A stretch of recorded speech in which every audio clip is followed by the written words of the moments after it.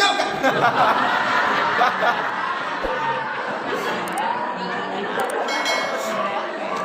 Iya kan Bang Khomeini? Kalau tidak ada gunanya tinggalkan.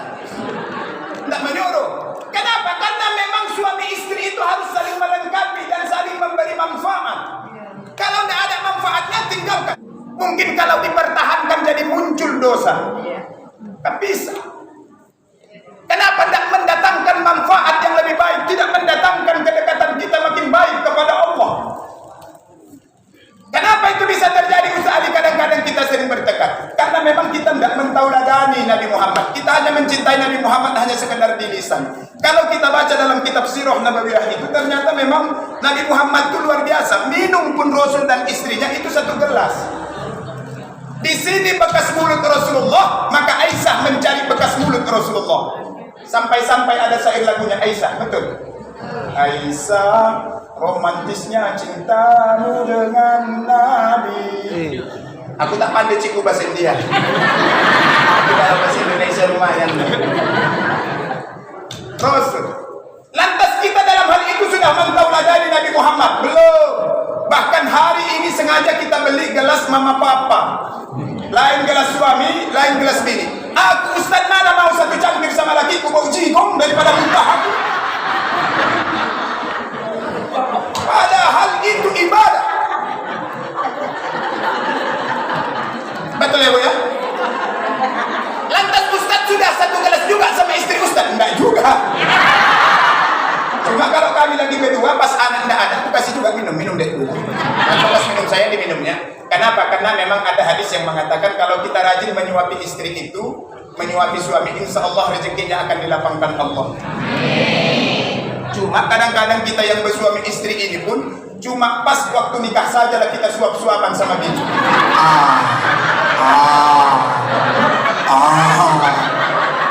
Begitu halal tak pernah lagi suap-suap. Makan. Itu repotnya kita ini Daud. Jadi kau pikirkan yang abang bilang ini. Kau suapi nanti ada itu. Mana ada itu? Nah ikut. Oh memang sengaja kau tinggal-tinggal. Itu Rasul. Jadi itulah kebiasaan Rasul. Hari ini kan kita bersalawat di Majelis Zikir Al-Mahabbah di bawah pimpinan Bang Khomeini. Ada saya Ustaz Daud, Ustaz Koko, ini saya Ustaz Mumin. Ya, ada Bang Iqbal Al-Banjari, Al-Ustaz Mukarram insyaallah. Maka kenapa kita ini Ustaz Ali kalau tadi Bang siapa yang cetak tadi? Bang Hasbi tadi tentang rumah yang kecil ini. Oh ini Bang Iqbal. Bersyukur kita rumah kita kecil. Ada syukurnya betul yang dikatakan beliau. Kalau kita pelajari bagaimana Nabi Muhammad rumahnya di Masjid Nabawi itu kan biasa saja. Tidak ada granit macam begini. Tidak ada pelapon, tidak ada lampu-lampu yang model begini. Ya Bu ya? Tidak ada. Tapi Rasul bisa bilang baiti jannati, rumahku adalah surgaku. Kenapa bisa? Karena memang Nabi Muhammad luar biasa mahabbahnya sama keluarganya. Luar biasa cintanya. Bayangkan Rasul manggil bininya tak pernah panggil nama. Tak pernah. Khadijah Ummul Mukminin. Betul Bu? Ini si Mukminin. Cuman tak ada Ummul. Khadijah itu dipanggil Rasul Ummul Mukminin. Aisyah dipanggilnya Ya Khumairah. 2021 anak ABG menerjemahkan Ya Khumairah ayang beb artinya. Rasul manggil istrinya dengan panggilan ayang beb. Romantis enggak? Romantis.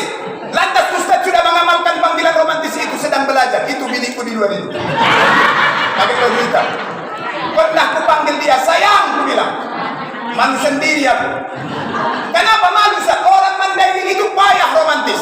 Termasuk si Daud ini payah itu. Baik, tapi payah. Payah. Di kampungku sana selalu ini ku bilang di mana aku ceramah. Di Labuhan Batu. Kalau ada laki bini mendodo sawit agak berjauhan. Ada bini manggil suaminya macam Tarzan.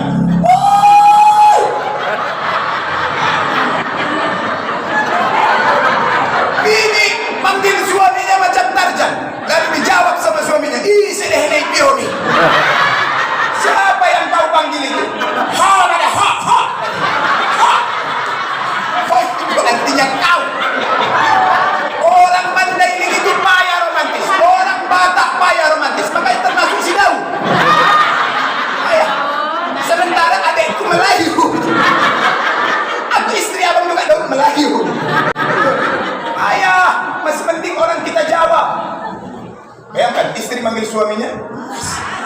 kampung kami lagi di kebun, Mas, mangan bisa, Mas.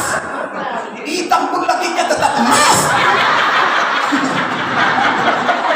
Setahu aku Mas itu nada yang hitam kuning semua. Aneh, ajaib suami yang hitam ini mau pula dipanggil Mas.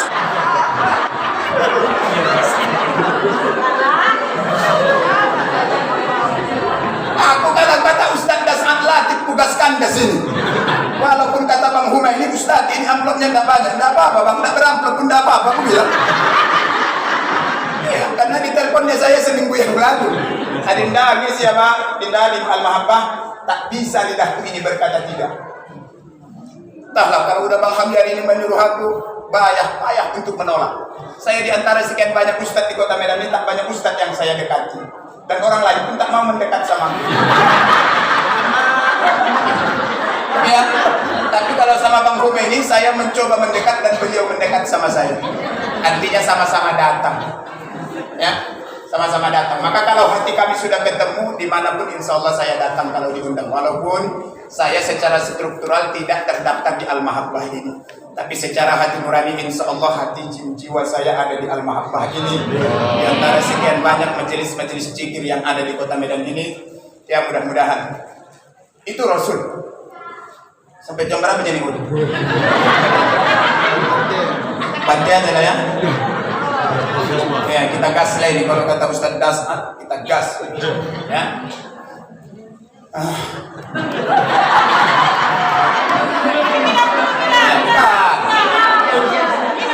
Cuma pulang ceramah di Al-Mahabbah ini sama rata. Ustaz sama jamaahnya sama-sama. Ya sama-sama dapat aqua. Kalau ceramah di tempat lain ada teh manis. Ada susu. Sini enggak. Aqua sama. Ya kan Bang Huma ini? Enggak apa-apa, Pak. Aku tengok-tengok. Makanya dari tadi diam aja. Aku tunggu-tunggu juga kapan mau datang. Tak datang-datang juga. Berarti dalam hatiku Bang Huma ini ngajak ngopi. Itu aja. Kalian biasa saja. Ya, maka yang pertama itu semuanya. Kenapa kita itu kadang-kadang suka marah? Karena tidak mentauladani Nabi Muhammad. Nabi Muhammad itu kan luar biasa. Makanya kata Rasulullah dalam hal berumah tangga itu luar biasa. Bayangkan bagaimana Rasul berperilaku sama cucunya, bagaimana Rasul berperilaku sama jiran tetangganya, bagaimana Rasul berperilaku sama sahabatnya, sama musuhnya sekalipun bagaimana perilaku Rasulullah. Bukan macam sekarang, beda pilihan, lantas ejek. Aku tidak ikut-ikutan aku itu. Saat pilpres aku tidak ikut-ikutan antara kampret dan kecebong. Tidak mau aku. Tidak mau. Pilihan wali kota juga begitu. Ya tidak apa-apa. Si Anu dukung si Anu silahkan. Aku dukung si Anu silahkan. Ya Ustaz dukung menang. Tidak kalah pula. Tidak apa-apa. Ikhlas Ustaz, ikhlas. Ya, dan aku tetapkan baik sangka kepada yang menang. Udah itu aja. Apa masalah? Hidup ini jangan dibuat ribet, jangan dibuat suntuk, jalani, syukuri. Maka selalu saya katakan, kalau ibu-ibu kaya alhamdulillah, kalau miskin syukur. Kalipun ustaz-ustaz ini begitunya ini. Adanya nanti ustaz-ustaz ini masuk neraka. Banyak. Banyak. Aku bilanglah banyak. Makanya ulama itu pun dibagi dua, yang baik, yang jahat. Ustaz itu pun begitu, ustaz jahat, ustaz baik. Jamaah itu pun begitu, jamaah baik, jamaah jahat. Macam mana jamaah yang baik? Dalam pandangan ustaz, jamaah yang baik itu kalau amplopnya besar, isinya nanti dulu. Jangan negatif dulu. Ustaz ini cerita tentang amplop, ada dua tujuannya dengan duit. Enggak. Kami udah paham itu masalah amplop ini. Dua aja model amplop ini. Yang pertama wah, yang kedua wih.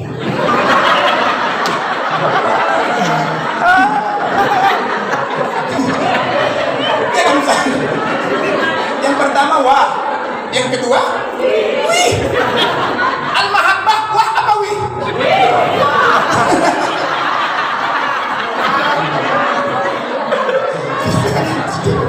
Tidak ada hubungannya ke situ.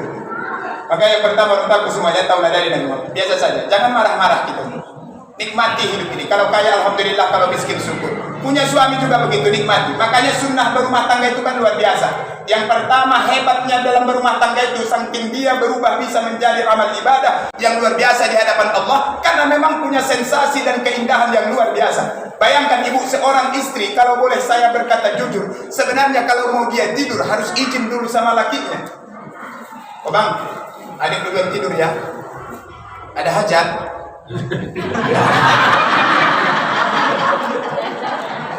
Aku Ustaz Irwanto Rasid yang mengajarkan ini. Ada hajat? Tidak, tidur adik. Betul yang kita bilang, betul. Makanya kata Nabi, la tashiwa limar'ata wa zawjin hadiran hatta bi'izni. Tidak ada puasa sunnah bagi seorang istri kalau tanpa seizin lakinya. Jangan mentang-mentang ibu udah ikut majelis-majelis, selain sholat sunnah tasbih, asal Senin puasa tapi tidak pamit sama laki, tidak boleh. Izin dulu sama suami. Bang, besok hari Senin, boleh hari puasa? Tidak boleh. Besok abang mau kerja, minta ditemani, jangan puasa. Jangan puasa. Sederhana beragama Islam ini. Aku makanya kadang-kadang heran aku melihat perempuan-perempuan sekarang ini. Padahal afdalus sholati ba'dil fardiyati wa hiya muharram. Ya? Afdalus sholati ba'dil fardiyati wa hiya al-lail wa afdalus siyami ba'da Ramadan wa hiya muharram. Jadi seabdal-abdal puasa setelah Ramadan adalah puasa Muharram. Ingat ibu, puasa Muharram. Dan seabdal-abdal sholat setelah sholat fardu adalah sholat malam. Maksud saya kenapa saya bacakan hadis ini? Banyak kita ini mau puasa 6 Syawal, tapi puasa Muharram 3 hari tidak mau. Padahal kalau bahasa TK-nya lebih banyaknya pahala puasa Muharram daripada 6 Syawal. Kerjanya lebih ringan 3 hari. Aku kadang-kadang makanya ibu-ibu ingatkan di majelis Al-Mahabbah ini, kalau masih Syawal-Syawalan, awal-awal Syawal, tak usah dulu puasa 6 Syawal dulu. Sebab kita akan bertamu ke rumah orang.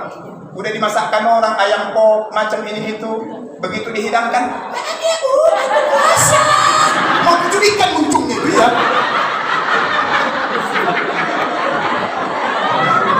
Sopaten kali jadi orang. Orang sudah repot memasak di dapur, begitu ditaruh di meja makan, hanya gara-gara puasa sunnah dia berani menolak. Aku puasa. Kalau kau puasa ngapain kau bertamu kamu Muharram? Sebab kewajiban Ahlul Bait untuk menyediakan makanan minuman. Marah bos.